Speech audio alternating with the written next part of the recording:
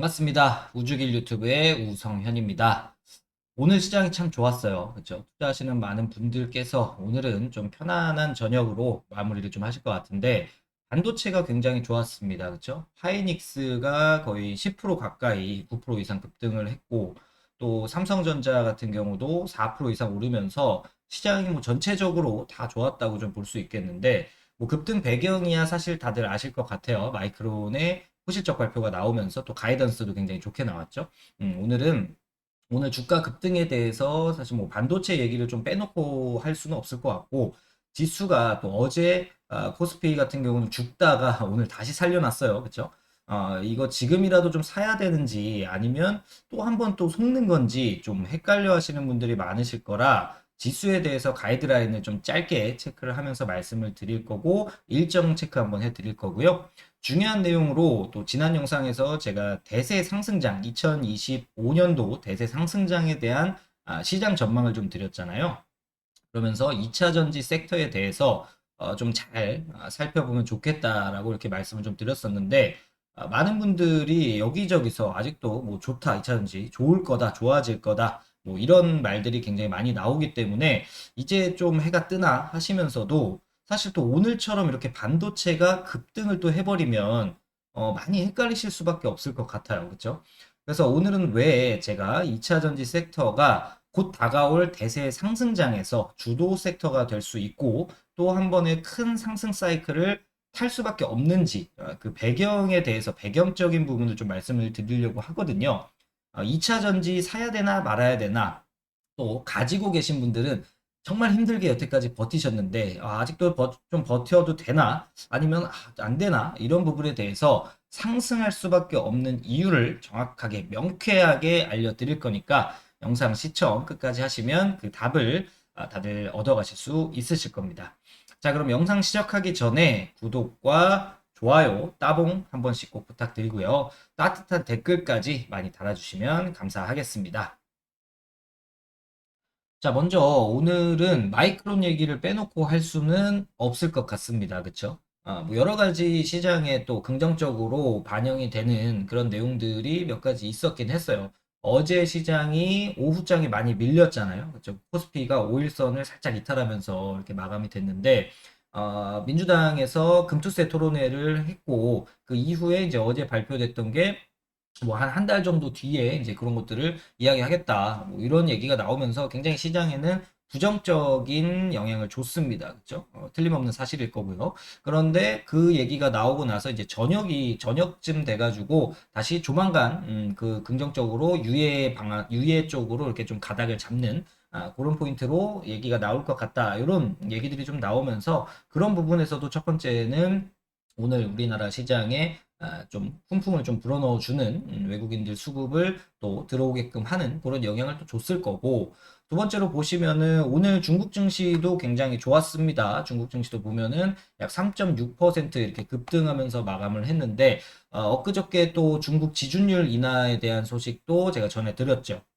지준율을 좀 인하하면서 어쨌거나 시중의 유동성을 좀 풀려고 하는 돈을 또 좀 유동성을 공급하려고 하는 그런 내용들이 좀 나와줬기 때문에 미국 증시 상승에도 그게 영향을 줬었었고 그래서 그런 것들도 두 번째 중국 증시가 상승하면서 또 우리나라에 긍정적인 영향을 줬다라고 볼 수가 있겠죠. 하지만 가장 큰 비중을 차지했던 거는 역시나 뭐 마이크론의 호실적이지 않았을까 생각을 할 수밖에 없는 거죠. 그래서 삼성전자 4% 그리고 하이닉스가 9%나 올랐다는 부분은 그 부분 마이크론을 살펴보지 않고 넘어갈 수는 없겠다. 그래서 짧게 좀 보면은 마이크론이 어닝 서프라이즈를 냈습니다. 결국에는 그래서 매출부터 주당 순이익 그리고 영업이익 순이익까지 좋게 나왔어요. 예상치를 다 상회했습니다. 컨센을 다 상회했고 그리고 가이던스에서 얼마치 내년 이제 1분기 매출에 대해서도 87억 달러로 발표를 하면서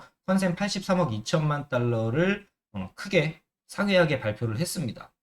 그래서 아직도 HBM이 내년 것까지도 지금 다 뭐 부족하다, 어쨌거나 꽉 차 있다, 이런 것들을 이야기하면서 굉장히 좀 자신감 있는 멘트로 발언들을 좀 팍팍 대줬단 말이죠.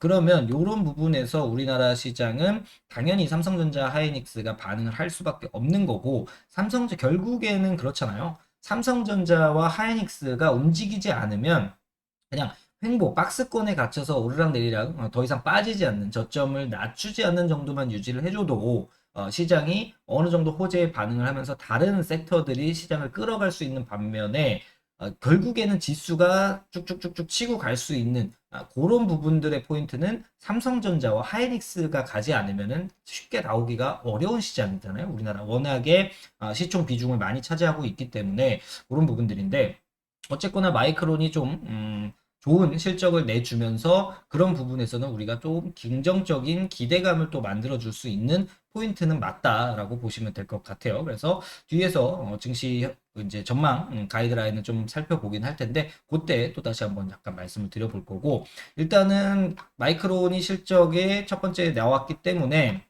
이제 3분기 이제 10월로 곧 넘어갑니다. 이제 다음 주면 바로 10월인데, 10월부터 11월까지 빅테크의 실적 일정을 좀 살펴보면 삼성전자가 2주차에 10월 2주차 정도에 나올 걸로 예상이 되고요. 그리고 하이닉스는 10월 마지막 주 정도 4주차 정도의 실적을 발표할 것으로 예상이 됩니다. 그래서 삼성전자에서 이번에 지금 마이크론이 실적을 굉장히 잘 내줬고, 더 중요한 거는 가이던스를 상향 조정했다라는 부분에서 오히려 더 지금 폭발적으로 매수세가 좀 붙는 것 같은데, 그런 포인트에서 삼성전자도 좀 좋은 얘기를 해주면 좋을 것 같습니다. 좀 결단력 있는 그런 멘트로 좀 나와주면은 어찌됐든 간에 국장이 좀 많이 좀 더 끌어가는데, 아직 뭐 많이 오른 게 없기 때문에 그런 포인트가 나오지 않을까 싶고요. SK 하이닉스는 오히려 목표가를 하향하지는 않았어요. 증권가에서도. 삼성전자는 계속 목표가를 하향했죠. 계속 밑으로 내렸단 말이에요. 10만 전자에서 이제 9만 6천 원대인가 그 정도까지로 지금 낮춰 잡았단 말입니다. 근데 SK 하이닉스는 아직까지는 좀 견조한 그런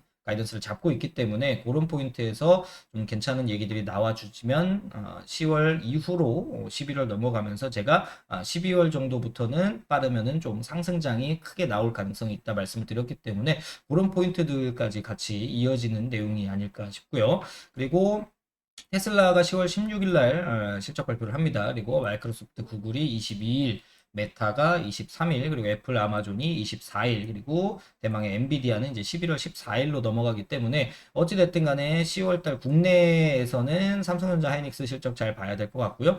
테슬라는 10월 16일 날 이제 실적 발표는 하지만 10월 2일 날에 중요한 일정이 있어요. 10월 2일 날에 이제 전분기 인도량에 대한 발표를 하고, 또 ESS에 대한 내용을 발표를 합니다. 그래서 거기서 인도량이 지금 상향할 것이다, 인도량이 예상치를 상회할 것이다라는 뉴스가 얼마 전에 나오면서 테슬라가 또 급등을 하고 우리나라 2차 전지주들이 굉장히 상승을 많이 했잖아요. 근데 그런 포인트가 한 번 더 나올 가능성이 좀 있지 않을까 싶어요. 여러분 이제 갖고 계신 분들은 그런 부분들에 대해서 2차 전지주 또는 테슬라를 갖고 계신 분들은 단기 매매를 하시는 분들이야 그런 거에 이제 할 수 있겠지만, 그런 것들이 점차 나아진다라고 봤을 때는 충분히 제가 말씀드린 대로, 지난 영상에서 말씀드린 대로 이번 대세 상승장에서 2차 전지를 1픽 1순위로 봐야 되는 이유, 그 부분을 오늘 이제 배경을 말씀을 드릴 거기는 한데, 그런 포인트에서 10월 2일 날도 한번 잘 보셔야 되고, 또 10월 10일 날로 지금 연기돼 있는 게 있죠. 로보택시에 대한 이야기들이 좀 나올 수 있기 때문에, 단기적인 관점에서는 또 뭘 볼 수 있을까요? 로보택시 하면은 당연히 뭐 자율주행이라든지 그런 부분들이 좀 이야기가 나올 수 있습니다. 10월 2일 날에는 이제 인도량이랑 ESS 분야 나오기 때문에, ESS 그리고 또 테슬라 관련해서 2차 전지 관련주들을 좀 미리 준비하는 것도 단기적인 관점에서도 나쁘지 않다, 이렇게 좀 보시면 좋을 것 같습니다.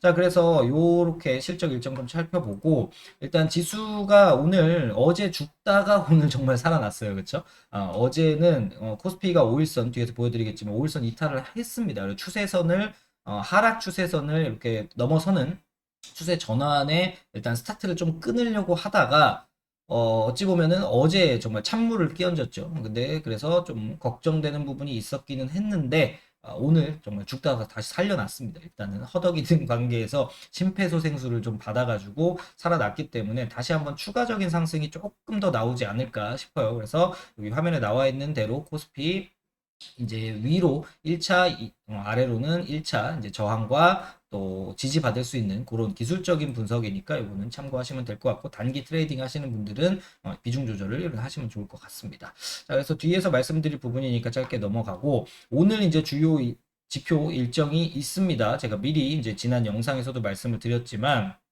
보시면 이렇게 나와요.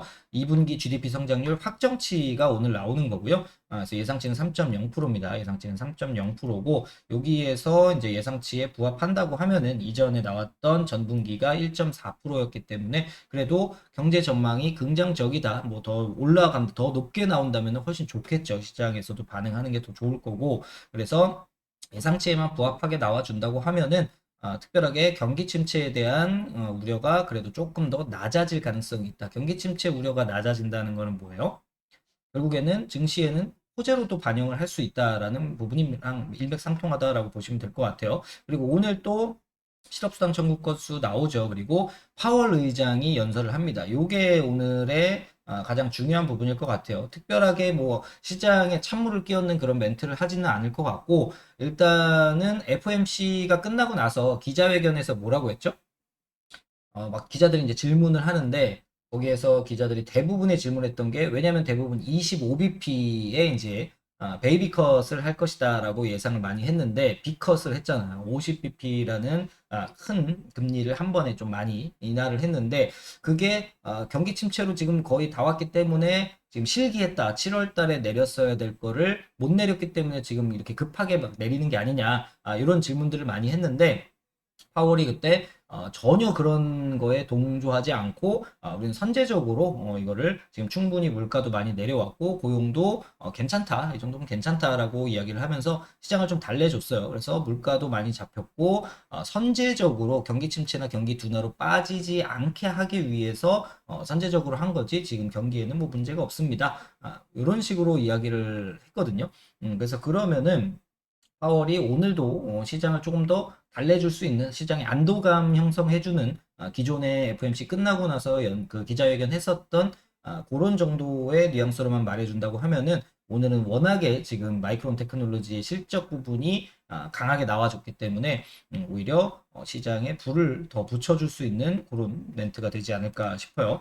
그리고 내일도 좀 중요한 내용들이 있죠. 보시면 옐런 재무장관 연설, 이것도 좀 중요할 것 같고요. 더 중요한 부분은 이제 PC 물가 지표 발표가 있습니다. 그래서 지난달에 발표됐던 게 근원 PC가 2.6%였어요. 2.6%였고, 이번에도 지금 예상치는 2.6% 정도 될 것 같은데, 근원 기준으로.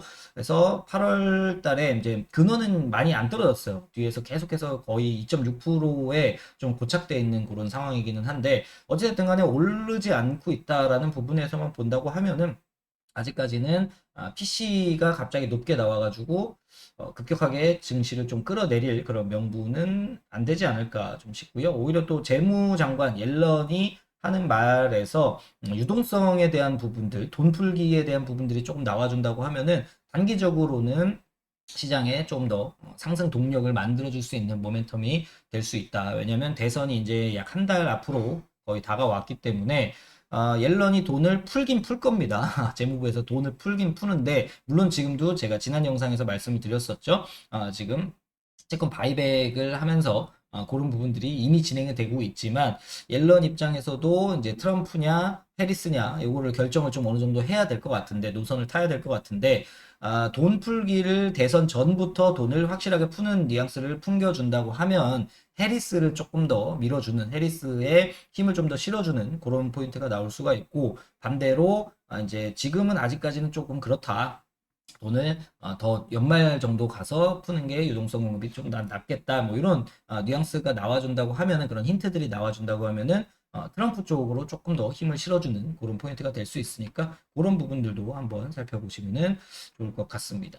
자, 그래서 오늘 제가 말씀드릴 게, 일단은 뭐 반도체 얘기를 하고 뭐 여러 가지 이야기를 지수도 좀 보고 말씀을 드린다고 했는데, 제일 중요한 거는 이거였잖아요. 오늘 말씀을 드리려고 했던 게, 지난 시간에 이어가지고 2차 전지 섹터가 25년도에 상승할 수밖에 없는 이유, 좀 확신을 가지셔도 된다라고 그런 배경들을 설명드린다고 했잖아요. 그래서 요거를 말씀드리기 전에 이제 잠깐 좀 살펴볼게. 마이크론부터 해가지고 지수 상황 이런 부분들 좀 살펴보고 요 얘기 계속 이어서 해드리도록 하겠습니다. 자, 일단 오늘 우리나라 증시를 먼저 볼게요. 코스피가 오늘 장대 양봉으로 마감을 했습니다. 근데 어저께가 굉장히 불안했어요. 어제가 이 장대 음봉 자체가 굉장히 불안하게 만들었거든요, 시장에서. 여기 보시면 거래도 어제는 좀 터졌단 말이죠. 전날 올랐던 거에 비교했을 때는 거래가 좀 터지면서 어제 이렇게 급락을 보여줬기 때문에 물론 뭐 금투세에 대한 이야기가 거의 비중을 많이 차지하기는 했습니다만 이렇게 상승을 해왔던 여기 저점을 찍고 9월 9일 날 저점 찍고 어쨌거나 5일선 돌파를 하고 나서 요 양봉을 기점으로 이렇게 상승을 해왔단 말이에요. 5일선을 타고 계속 상승을 해왔는데 어제 갭상승 출발을 해서 어쨌거나 추세의 상단에서 윗꼬리가 달리고 쭉 밀려 내려오면서 어때요? 종가 저가로 마감이 됐어요. 종가 저가로 마감이 되면서 요 양봉 캔들을 다 잡아먹는 전형적인 하락 장악형 캔들이 나왔단 말이에요. 그러면 일단 기본적으로 우리가 차트 분석을 할 때는 요 하락 장악형 캔들이 나왔을 때는 단기적으로는 좀 더 하방 압력을 받을 수 있는 추가적인 조정이 나올 수 있는 그런 포인트로 보기 때문에 굉장히 좀 불안했습니다. 더군다나 5일선을 이렇게 이탈하면서 마감을 했기 때문에 이제 좀 21선도 이탈을 했고 그래서 조금 조정이 나올 수도 있겠다라는 그런 언론에서도 그렇게 멘트를 많이 했었고 분석을 많이 했는데 오늘 정말 죽다가 살아난 것 같아요. 오늘 그 갭상승 출발해가지고 거의 시가 저가의 흐름으로 쭉 밀어 올리면서 종가 고가로 마감을 했고 또 더 중요한 건 어제 고점 요 추세에서 상단 맞고 떨어졌었던 윗꼬리 고점을 잡아먹는 또 캔들로 마감이 됐기 때문에 이런 포인트에서는 추가적인 상승이 조금 더 이어질 가능성은 있다라고 좀 말씀을 드리고 싶습니다. 왜냐하면 오늘 어쨌거나 지금 나스닥 선물이 1.35% 정도 상승을 하고 있어요. 그리고 이제 비포에서 대부분의 종목들이 많이 상승을 해주고 있기 때문에 그런 포인트에서 오늘 마이크론을 비롯해서 뭐 엔비디아, 뭐 반도체주들이 이제 오늘 많이 좀 오르겠죠. 그러면 필라델피아 반도체 지수가 좀 오를 거고 물론 오늘 우리나라는 선반영을 했습니다. 삼성전자가 4%나 급등을 했고 SK 하이닉스 같은 경우도 9%나 상승을 좀 했기 때문에 선반영을 하기는 했는데 일단 하루 정도는 좀 더 추가적으로 그런 기세가 좀 이어지지 않을까 싶어요. 그래서 그게 조금 더 이어진다라고 하면 이런 포인트 정도까지는 오를 수 있을 것 같습니다. 여기 보시면 전고점이 일단 이렇게 있는데 여기가 지금 121선이 이렇게 따라 내려오고 있거든요. 그러면 이런 포인트 2700포인트 언저리에서 지금 이런 60선, 120선이 이렇게 형성되어 있는데 이 구간까지는 일단 추가적인 상승을 좀 할 수 있지 않을까 싶어요. 그래서 요 정도 이렇게 좀 더 갈 수 있는 뭐 하루 이틀 정도 내일 바로 갈 수도 있고 하루 이틀 정도 걸쳐 가지고 이렇게 좀 더 갈 가능성도 있기 때문에 그런 포인트는 단기적인 관점에서 봤을 때는 추가적으로 반도체가 조금 더 수급이 들어올 가능성도 있다. 물론 뭐 오늘 삼성전자는 외국인들이 순매도를 계속 했습니다. SK 하이닉스를 좀 사기는 했지만 물론 주가는 상승을 했는데 삼성전자에서 매도는 계속됐다. 이 부분도 뭐 좀 바뀔 수 있는 부분이고요. 어찌됐든 간에 지금 RSI 같은 경우는 57포인트 정도까지 올라온 상태예요. 그래서 여기서 추가적인 상승이 뭐 여기까지 가서 여기 앞전 요 구간 60선 120선 구간이 이렇게 지금 있기 때문에 이런 포인트가 2700포인트 구간이에요. 2700포인트 구간이라 여기까지 추가적으로 단기 반등이 나온다고 하면 여기 추세에서 이평선 저항을 좀 막고 또 전고점 매물대가 있기 때문에 여기에서 물렸던 사람들은 조금 더 빠져나오려고 하는 그런 또 매도세가 나올 수 있고 아래에서 사셨던 분들은 차익 매도가 좀 나올 수 있기 때문에 여기서부터는 조금 조정을 받고 같이 상승을 좀 만들어 가려고 하는 그런 포인트가 나오지 않을까 싶어요. 그래서 그런 부분을 좀 살펴보시면 될 것 같고 오히려 전고점을 돌파하고 간다. 요 부분을 2700을 시원하게 돌파하고 여기에서 떨어졌었던 요 갭 구간까지 상승을 한다 그러면 이제 오버슈팅 구간으로 들어갈 겁니다. 그럼 여기 RSI도 70 이상으로 올라오면서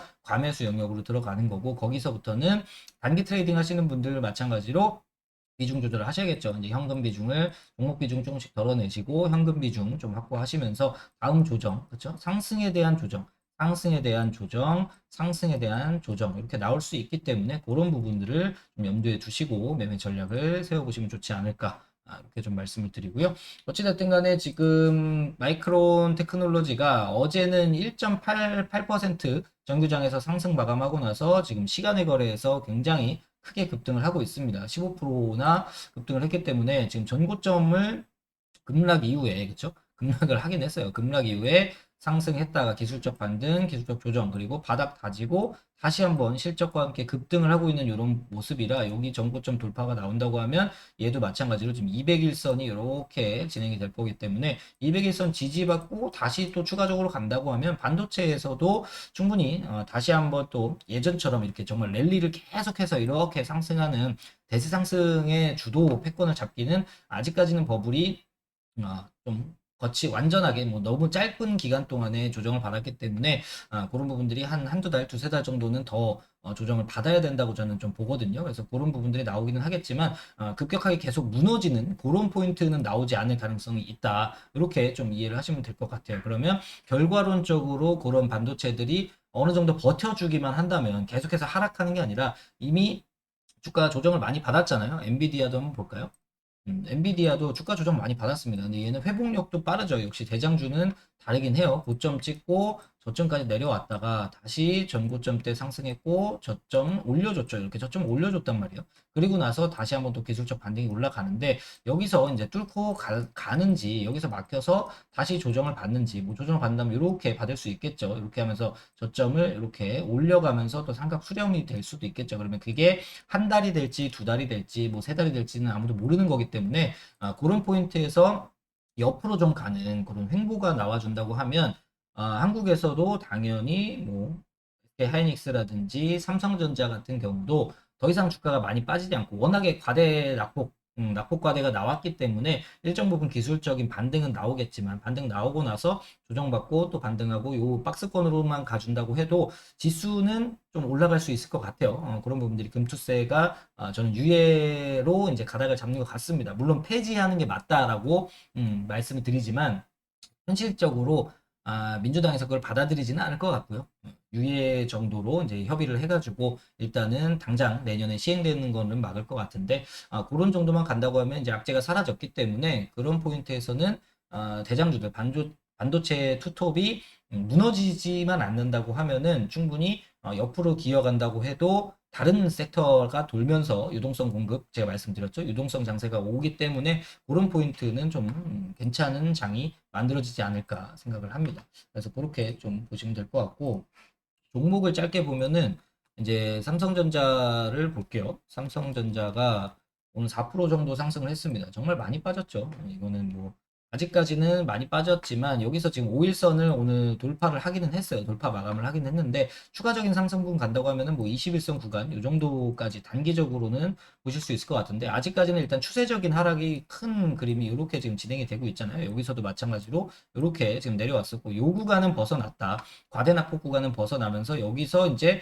여기까지 갈지 뭐 여기서 또 이렇게 조정을 받고 이렇게 가면서 올라갈지는 모르겠지만 그런 포인트에서 추세적으로 예전에 지금 거의 88,000원대까지 다시 전고점 때까지 가기에는 조금 시간이 걸리지 않을까 싶고요. SK 하이닉스 같은 경우는 어찌됐든 간에 조금 더 강해요. 조금 더 강합니다. 그래서 얘도 조정을 많이 받은 상태에서 지금 이렇게 추세적인 부분으로는 뭐 크게 본다고 하면은 뭐 이 정도가 될 것 같아요. 정상 추세는 이 정도. 그리고 뭐 조금 더 이렇게 중간 추세까지 본다고 하면 이 정도 언더슈팅이 나왔었고 추세 안에서 움직이고는 있는데 여기를 일단 오늘 갭으로 돌파하면서 21선, 241선 회복을 하기는 했습니다. 근데 일단 갭으로 이렇게 떠서 진행이 됐기 때문에 이 갭을 매꾸로 내려오기는 할 거다. 갭이 떨어졌다면 갭을 매꾸로 올라가고 갭을 올라갔다면 그 갭을 매꾸로 내려오는 게 기본적인 원리이기 때문에 그런 포인트에서는 이 갭을 매꾸로 내려오는 조정은 분명히 나올 거다. 그리고 나서 다시 여기 전고점 신고가까지 다시 갈 건지는 이제 엔비디아라든지 실적이라든지 그런 부분들 반도체 업황과 관련이 돼서 갈 수 있는 부분이기 때문에 여기서 다이렉트로 정말 수직 상승이 이렇게 가는 거는 좀 미지수로 남겨두고 보시는 게 좋지 않을까 생각이 됩니다. 그리고 일단 구름대 안에 일단 갇혔기 때문에 구름대 돌파하는데도 뭐좀 시간이 걸리지 않을까 싶고요. 그래서 그런 포인트 보신다고 하면 반도체가 물론 저는 다시 랠리를 갈 거라고 봅니다. 물론 다시 랠리를 간다라고 보는데 지금은 아니다. 때가 지금은 아니다라고 정도로 이해를 해주시면 될 것 같아요. 그래서 반도체가 조금 쉬어가는 구간, 그러니까 주가 조정은 많이 받았기 때문에 더 하락을 계속 내려가는 그런 추세를 이어갈 것 같지는 않고 최소 횡보 구간을 가져가긴 할 건데 그 기간 동안에 새로운 주도주들이 주도 섹터가 나오면서 시장이 무너지지 않는 상태에서 돈이 풀리면 다시 상승을 할 거고 그 섹터가 끝나고 났을 때 반도체가 다시 치고 가면서 주도 섹터로 자리를 잡을 것이다. 이게 제가 생각하고 있는 기본 시나리오이기 때문에 그 먼저 가는 섹터가 첫 번째로 보는 게 보다 2차 전지다라고 말씀을 드리는 겁니다. 그래서 그런 포인트를 좀 이해를 하시면 좋을 것 같아요. 그래서 그 내용을 이제 본격적인 내용을 오늘 말씀드릴 거를 시작을 할 건데 제가 지난 영상에서 2차 전지 섹터가 25년 대세 상승장이 왔을 때 첫 번째 1순위로 꼭 봐야 되는 섹터이고 종목군이다. 주도주가 될 수 있을 것이다. 라고 말씀을 드렸는데 그 이유 배경적인 부분에 좀 집중을 해가지고 오늘 말씀을 드릴 거고 다음 영상에서는 테슬라를 집중적으로 좀 체크를 하면서 테슬라로 인해서 우리나라 2차 전지 이제 배터리 셀부터 소재 기업들까지 어떤 식으로 영향을 받을 수 있는가 그리고 테슬라 주가에 따라서 어떻게 좀 시나리오상 어떤 전략적으로 접근하면 좋겠는가 뭐 이런 부분들을 좀 말씀드릴까 하거든요. 그래서 오늘은 배경적인 부분을 정확하게 좀 알고 가시면 좋을 것 같아요. 이 2차 전지, 전기차 2차 전지 섹터가 상승할 수 있을까 없을까를 고민하시는 분들이 많잖아요. 왜냐면 물려있는 분들도 많이 있으시고 워낙에 주가 조정을 지금 약 1년 정도 받았죠. 1년 정도 주가 조정을 받으면서 굉장히 많이 내려왔단 말이에요. 그렇죠? 굉장히 많이 빠졌어요. 정말 반에 반토막 난 기업들도 많이 있는데 워낙에 그 전에 약 2년 가까운 시간 동안에 또 급등 랠리, 폭등 랠리를 많이 했기 때문에 그만큼 버블이 있다면 버블이 꺼지는 거고 그 버블이 꺼지는 기간 동안에 뭐가 올라갔어요? 반도체가 그렇게 올라갔잖아요. HBM과 함께 엔비디아가 뭐 거의 뭐 10배 정도 올랐죠.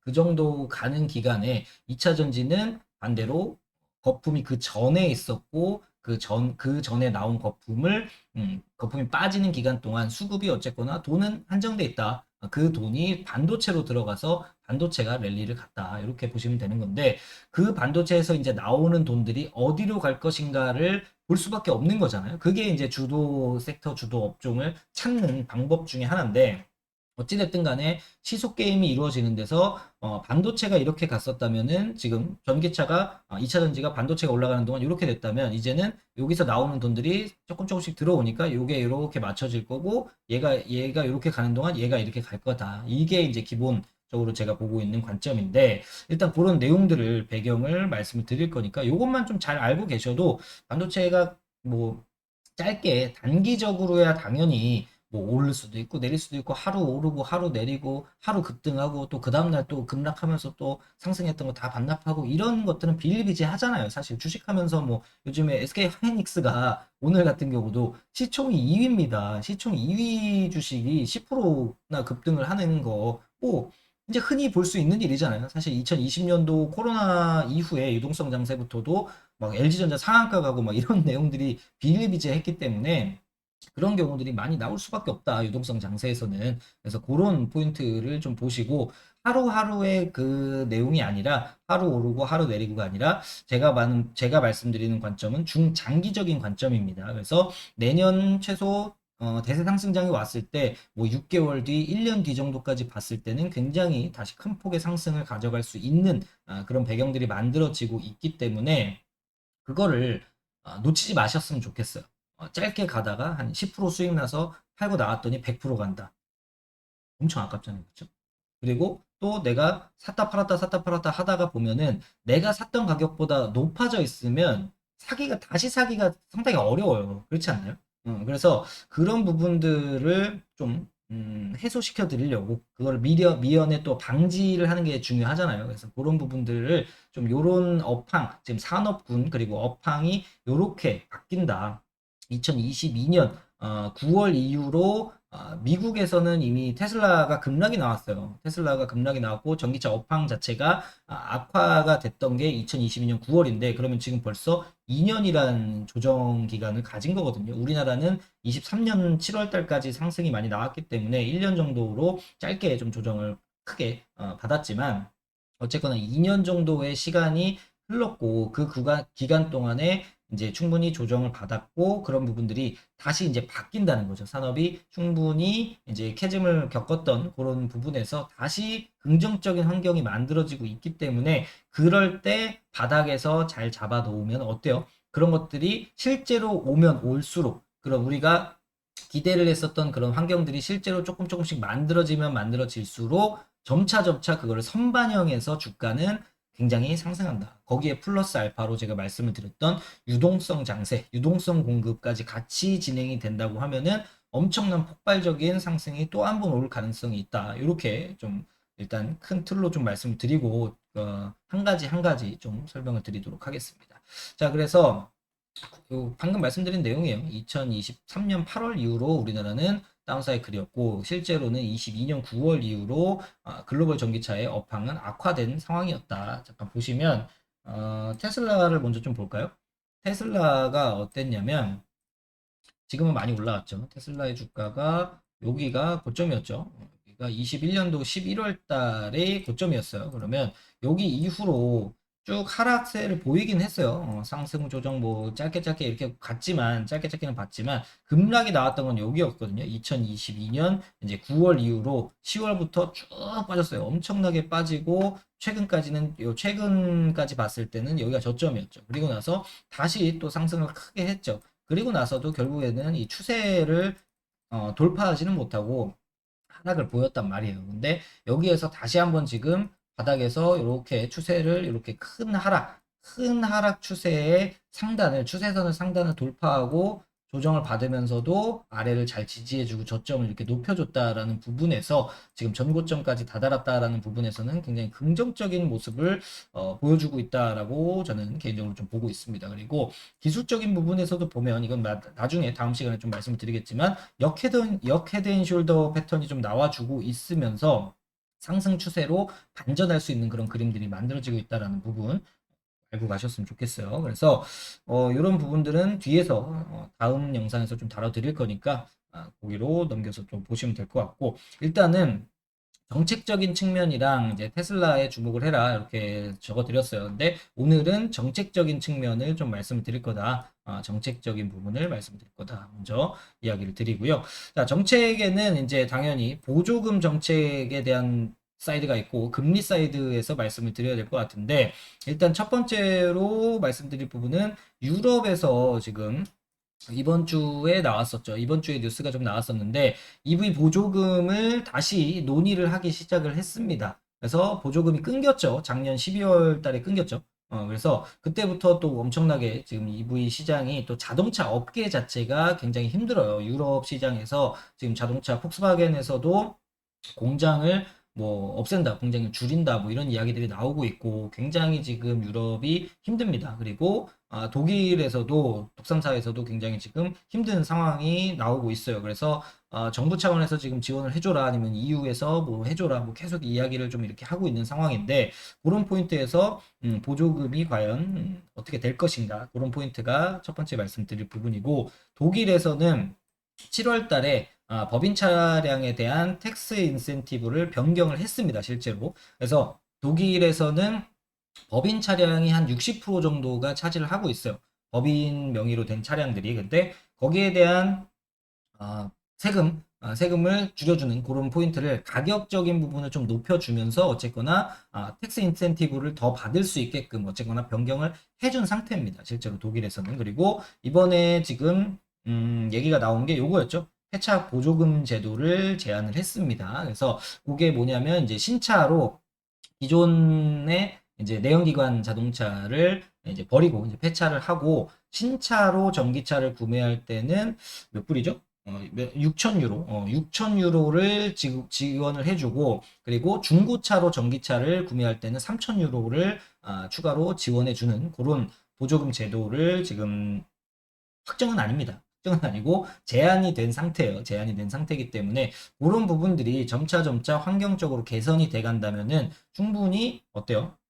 매출단에서 판매가 많이 되겠죠. 충분히 판매가 많이 될 수밖에 없기 때문에 그런 부분들이 전기차 결국에 판매가 많이 된다면 가격, P 그리고 Q 면에서 같이 상승을 할 수 있다면 충분히 다시 상승하는 다시 섹터 전반이 굉장히 업황이 좋아질 수 있는 그런 포인트이기 때문에 이런 것들을 좀 살펴봐야 된다 말씀을 드리고 지금 미국에서 대선이 한창 진행 중인데 이제 대선이 11월 5일 날 이제 한 달하고 조금 더 남았죠. 근데 걱정하는 부분들이 많이 있어요. 트럼프는 후보를 등록하고 나서 했던 말이 IRA 내가 되면은 IRA부터 나는 폐지하겠다. IRA부터 무조건 없애버리겠다. 이렇게 얘기를 했어요. 그러면서 시장이 막 엄청나게 다운을 했었죠.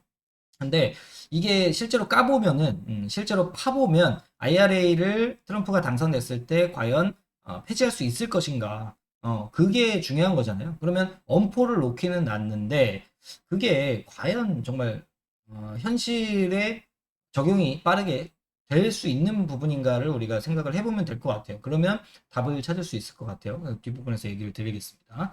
자, 그리고 미국에서 일단은 9월에 일단 50bp라는 금리를 크게 인하를 했기 때문에 그 부분이 굉장히 이제 긍정적으로 다가올 수가 있다. 그 시기는 약 2달에서 3달 정도 뒤에 후행성으로 반영하기 때문에 미국의 오토론 금리가 하락할 것이다. 그거는 이미 팩트로 금리가 하락됐기 때문에 거기에 연동돼서 오토론 금리가 내려간다고 하면 일론 머스크가 계속 얘기했던 게 그겁니다. 뭐 신차가 나오지 않고 뭐 옛날 모델들이 계속 있기 때문에 경쟁력이 많이 없다. 다른 회사들에 비해서 그런 부분들이 얘기도 나오기는 했는데 그래도 계속해서 얘기했던 게 금리가 너무 높다. 금리가 너무 높아서 지금 차가 많이 안 팔린다. 그렇게 얘기를 많이 했었는데 그분도 뒤에서 좀 말씀을 드리겠지만 오토론 금리가 당연히 기준금리가 인하가 되면서 오토론 금리가 더 내려갈 거기 때문에 그런 포인트에서는 테슬라의 또 판매량 증가로 이어질 수 있다라는 부분까지 같이 본다고 하면 전기차 업황이 전체적으로 제가 지금 말씀드렸던 그냥 짧게 말씀드린 요 네 가지 사항들을 본다고 했을 때 그런 포인트에서는 충분히 지금 전기차, 2차 전지에 대한 섹터가 상승, 다시 호재로 받아들일 수 있는 것들이 이미 만들어지고 있다. 지금 세팅이 점점 되고 있다. 그러면 이런 것들이 실제로 다 됐을 때는 어때요? 실제로 다 됐을 때는 재료 소멸입니다. 그렇죠. 금리 인하도 제가 지난 시간에 말씀을 드렸잖아요. 금리를 실제로 인하하기 전까지는 뭐다? 기대감이다. 와, 금리 인하를 하면은 뭐가 될 거야. 기업들의 이제 실적도 좋아질 거고, 대출 이자도 낮아질 거고, 그러면 당연히 영업 이익이 좋아질 거고, 뭐 이렇게 기대를 할 수 있는 그런 내용들이기 때문에 재료가 확정이 되기 전까지는 기대감으로 주가는 오를 수 있다라고 말씀드렸어요. 마찬가지로 지금 말씀드린 이런 것들, 요런 것들이 지금 확정이 된 게 아니잖아요. 그쵸? 확정이 된 게 아니기 때문에 충분히 끌어와서 그 재료들을 선 반영해서 주가에 적용을 할 수 있는 주가 상승 탄력의 모멘텀으로 사용할 수 있는 재료가 될 수 있다는 거예요. 그래서 실제로 이런 부분들 지금 말씀드렸던 1, 2, 3, 4번이 아직 확정되지 않은 부분이기는 하지만 충분히 우리가 기대할 수 있는 그런 부분들이기 때문에 그런 포인트가 25년도에 곧 다가올 2차 전지의 또 대세 상승을 끌어줄 수 있는 모멘텀이다. 이렇게 이해를 하시면 좋을 것 같아요. 자, 그래서 하나하나 좀 살펴보면 어찌됐든 간에 유럽 정부는 지금 EU랑 유럽 정부들은 정책적으로 지금 CO2 규제를 계속 많이 하고 있잖아요. 그러면 결국에는 CO2를 줄인다는 거는 지금 2035년이죠. 2035년에 탄소 제로로 가는 과정인데 그렇게 가려면 어쨌거나 내연기관 자동차를 줄여야 될 수밖에 없는 상황인 거잖아요. 뭐 물론 다른 분야에서도 물론 뭐 다 있지만 자동차 측면에서도 굉장히 많은 부분을 차지를 하고 있기 때문에 CO2 규제를 계속 유지할 수밖에 없을 것이다. 이 규제를 풀지는 않을 것 같아요. 뭐 우리 구독자님들 생각은 어떠신지 모르겠는데 어찌됐든 간에 한번 이렇게 만들어 놓은 정책을 친환경적인 그런 부분들에 대한 정책을 지금 이런 상황이라서 말을 바꿔가지고 정책을 이제 규제를 좀 풀겠다. 이렇게 가기는 좀 어려울 것 같고 규제를 유지하는 대신에 지원책을 그렇게 하는 거에 대해서 규제에 따라오는 거에 대해서는 이제 인센티브를 주는 거죠. 그래서 규제에 대한 지원책을 마련해 줄 것이 아닌가. 요게 이제 가장 베스트한 시나리오이고 지금 현실 가능한 좀 시나리오지 않을까. 이렇게 전문가들은 좀 분석을 하고 있는 상황이에요. 그래서 지금 21년도부터 24년도까지 보시면은 이렇게 118이에요. 118 그램 퍼 킬로미터 이렇게 되는데 어쨌거나 요 상황에서 지금 2025년부터 29년까지는 더 내려가요. 강화됩니다. CO2 배출 기준 자체가 이렇게 되는데 그러면 여기에서 이렇게 내려가는 그런 과정 속에서 자동차 업계에서 할 수 있는 부분은 뭐냐? 당연히 친환경차 EV로 변경을 할 수밖에 없는 상황이다. 그렇지 않아요? 그러면 이런 상황인데 2030년 되면은 또 오전 주기로 이렇게 점차 내려서 어쨌거나 10년 뒤에는 2035년에는 탄소 제로로 가겠다. 이런 정책으로 지금 진행이 되고 있는 상황인데 어쨌거나 지금 2024년 이제 연말로 가고 있기 때문에 당장 내년부터 이 규제가 강화된단 말이에요. 그러면 그 상황에서 어쩔 수 없이 따라가야 되는 게 이 규제 달성을 위해서는 뭡니까? 전기차와 이제 플러그인 하이브리드 PHEV에 대한 판매 비중 확대가 필수적으로 따라올 수밖에 없는 내용이다. 이런 부분들이 25년도에 지금 유럽에서는 CO2 규제가 더 강화되기 때문에 우리가 예상할 수 있는 부분인 거잖아요. 그러면 보시면 이게 이제 그래프를 보면은 디젤과 이제 페트롤, 휘발유에 대한 자동차, 내연기관 자동차에 대한 부분들은 보시면은 점차 줄어들고 있어요. 그렇죠? 2019년부터 20년, 21년, 22년 이제 요게 비중입니다. 요게 비중인 거고 여기 마찬가지로 디젤도 줄어들고 있는 상황이고 대신에 지금 보시면은 하이브리드부터 해가지고 플러그인 하이브리드 그리고 완전 전기차까지 보시면은 상승하고 있잖아요. 여기 보시면 전기차는 뭐 비중이 지금 0%대에서 지금 15% 가까운 수준으로 올라가고 있고 플러그인 하이브리드도 점차 지금 올라가고 있는 상황이죠. 비중이. 그리고 마찬가지로 하이브리드 같은 경우도 이렇게 지금 상승을 하고 있습니다. 결국에는 내연기관이 워낙에 많았었기 때문에 점차 줄여가는 과정이지만 줄어드는 과정이 지금 크게 줄어들고 있잖아요. 비중이 빠르게 진행되고 있다라는 부분이에요. 근데 이거를 무시할 수가 없기 때문에 당연히 이거 규제 달성하기 위해서 전기차가 공급이 많아져야 될 수밖에 없다라는 부분. 요게 중요한 내용이죠. 그래서 요거를 필수적으로 가져갈 수밖에 없기 때문에 어때요? 전기차에 대한 이제 판매가 늘어날 수밖에 없다. 그 말은 당연히 2차 전지와 함께 가는 게 전기차이기 때문에 그 부분에 대해서 산업이 확장될 수밖에 없다. 다시 좀 뭐라고 해야 되죠? 시장에서 관심을 받을 수밖에 없는 부분이다. 왜냐하면 돈이 반도체에서 빠져나온다고 했을 때 갈 곳은 한정되어 있는데 그래도 호재가 많은 곳, 다시 산업이 부흥할 수 있는 곳, 그런 곳으로 갈 수밖에 없잖아요. 그러면 그게 2차 전지밖에 없다라는 부분이라고 맞물려서 좀 보시면 될 것 같고 독일 같은 경우는 지금 보조금 정책에 따라서 전기차 판매량이 확 줄었어요. 정말로 크게 줄었습니다. 보시다시피 독일 전기차 판매량이 이렇게 23년 1월부터 쭉 상승을 하다가 여기서 23년 7월달, 8월달, 9월달 들어가면서 법인차에 대한 보조금을 중단했어요. 2023년 9월달에. 그러면서 23년 이제 12월에 일반 소비자들도 보조금이 중단이 됐죠. 그래서 여기에서 여기까지 올라갔다가 한 번에 이렇게 꺾였어요. 법인차에 대한 보조금. 그래서 이것도 아까 말씀드렸듯이 7월 달에 다시 좀 부활을 시켰죠. 뭐 완전하게 부활은 아니겠지만 그래도 일정 부분 그래도 법인 보조금을 일부 높여주는 수준, 더 받아갈 수 있는 한도를 좀 높여준 거죠. 차량 가격을 높여주면서. 그래서 한번 반토막 났고, 반토막 이상 났고, 그 이상 거기서 조금씩 회복하다가 어때요? 다시 이제 보조금이 갑자기 중단되면서 거기서 또 반토막이 났습니다. 그리고 나서 지금 이렇게 어느 정도 횡보를 하고 있다가 지금 다시 좀 조금 일시적으로 상승했다가 다시 또 하락하고 있는 그런 부분인데 말씀드렸던 게 이게 보조금 재개 논의 7월 법인 텍스 인센티브가 변경이 됐고 9월 말에 지금 23일 날인가 그게 열렸죠. 얘기가 나오면서 다시 이제 보조금을 좀 지원하자. 아까 말씀드렸던 6,000유로, 3,000유로 요 내기도 지금 얘기가 나오고 있는 상황이다.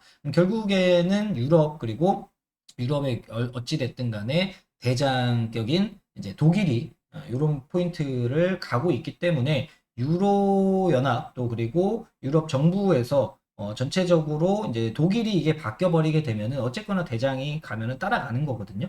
그러면 독일이 바뀌어서 이런 보조금이 진행이 된다고 하면은 EU에서도 결국에는 전체적으로는 국가들이 따라가는 분위기가 만들어질 거다. 그럼 보조금이 많이 주면은 당연히 판매량이 많이 늘어나겠죠. 판매량이 늘어나면 당연히 2차 전지에 대한 부분도 가격이 또 올라갈 수 있고 또 생산이라든지 판매가 같이 상승할 수 있는 그런 포인트가 만들어지기 때문에 그런 긍정적인 환경이 우리가 만들어질 수 있다. 이렇게 좀 이해를 하시면 좋을 것 같습니다.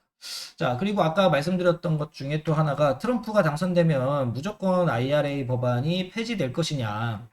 여기의 부분인데 요거는 뭐 확정적인 거는 아니지만 어쨌거나 뭐 그렇게 될 수도 있고 안 될 수도 있고 하지만 일각에서 나온 거를 제가 어느 정도 인용을 해가지고 좀 말씀을 드리면 법안 폐지 자체는 행정부의 영역이 아니다라는 게 일단은 팩트입니다.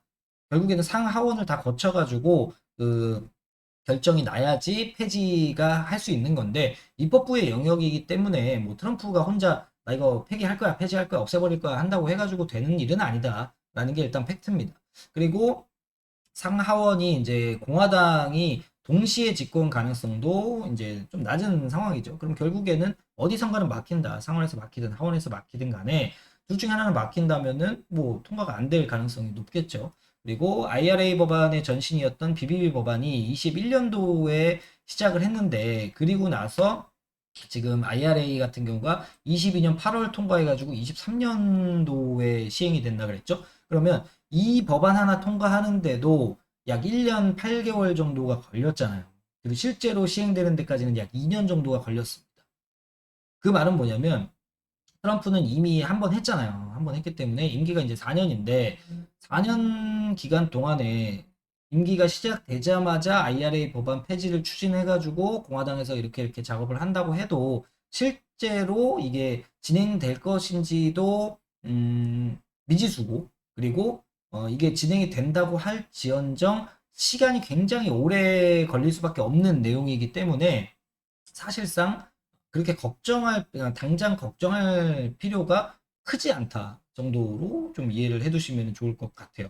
그리고 트럼프 전 보좌관이었던 이름이 칼로트키 에비치라는 사람이 이런 얘기도 하기는 했습니다. 트럼프 당선돼도 IRA 폐지 안 할 거다. 그래서 이런 전문 같은 경우는 뉴스 기사 좀 쳐보시면 나오니까 어찌됐든 간에 미국의 전기차 육성은 누가 되든 지속한다. 한국의 미국 기업의 규제 완화를 원할 수도 있다. 이게 뒤에 이제 제가 뉴스 기사를 띄워드리진 않았는데 이런 내용이에요. 아, 트럼프가 됐든 뭐 해리스가 됐든 어찌 됐든 간에 한국 기업에만 지금 좋은 한국 기업이 미국에 와서 일하는 거를 굉장히 자유롭게 하는데 미국 기업이 한국에 들어와서 이렇게 자유롭게 하는 거가 안 되기 때문에 그거를 좀 완화하기 위해서 이런 법안들을 좀 얘기를 하면서 어쨌거나 각국의 이제 행정부랑 그런 것들을 좀 뭐라고 해야 되죠? 좀 뭐라고 해야 됩니까?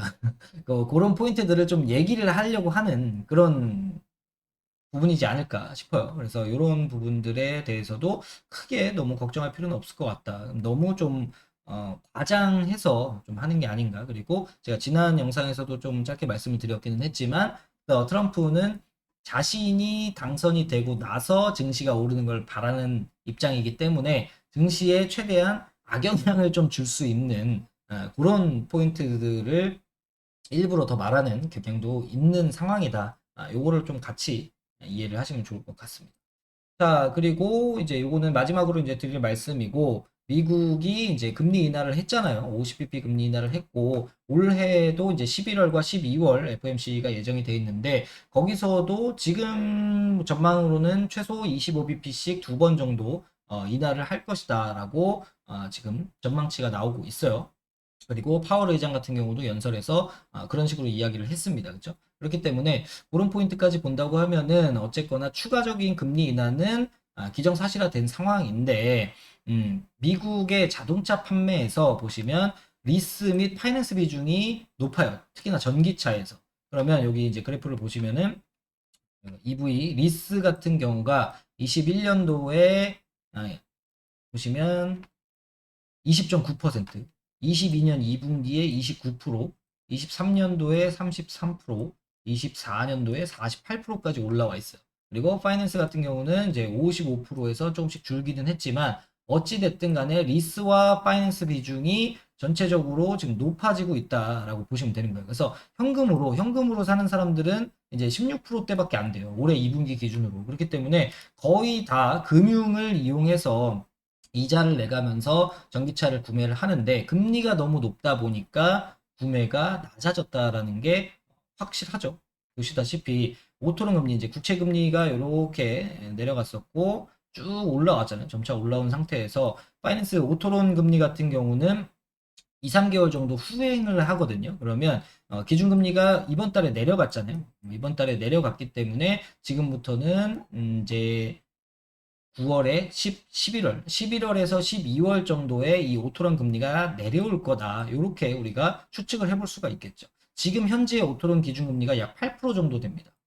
8% 정도 되기 때문에 기존에 한창 이제 전기차가 많이 팔리고 잘 나갈 때의 금리 자체가 여기 보시면 약 4%대 언저리에서 움직였던 걸 보면 약 2배 정도 올랐잖아요. 그렇기 때문에 금리 부담이 엄청난 겁니다. 예를 들어서 뭐 그냥 우리나라 기준으로 뭐 운용 리스를 하든 장기 렌트를 하든 뭐 만약에 한 달에 100만 원씩 내던 차량이 금리가 올라감으로 200만 원씩 내야 돼요. 그러면 굉장히 부담이 커지는 거잖아요. 그렇기 때문에 이런 부분들도 전기차 판매량에 대해서는 굉장히 좀 축소를 시키는 그런 배경이었기 때문에 그 미국의 기준 금리 인하 자체가 어찌됐든 간에 오토론의 금리를 낮춰줄 수 있는 그런 부분이라 연말에서 최소 25년 초반부터는 이 오토론 금리가 낮아진다면 충분히 그 부분에서도 전기차의 수요가 다시 늘어날 수 있는 그런 긍정적인 배경이 될 수 있다. 이렇게 이해를 좀 하시면 좋을 것 같습니다.